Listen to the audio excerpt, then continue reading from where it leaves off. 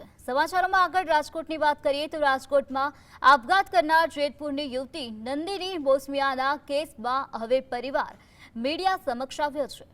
મૃતકના પિતા અને બહેને નંદિનીને ન્યાય અપાવવા તેમજ આરોપીઓને કડકમાં કડક फांसी जेवी सजा करवानी मांग करी छे। परिवारनो आक्षेप छे के आवी रीते अनेक युवतीओने फसाववानुं कावतरू चालू छे। नंदिनीए जूनागढ़ना परिणित मुस्लिम युवक असलम साथे मैत्री करार कर्यो हतो। गत महीने राजकोटनी भागोड़े आवेला फ्लेटमां नंदिनीए आपघात कर्यो। आ समग्र मामले परिवारनी फरियादना आधारे असलम अने तेना परिजनो सामे आपघात माटे दुष्प्रेरणानो गुनो नोंधाई तपास आगळ धपाववामां आवी छे।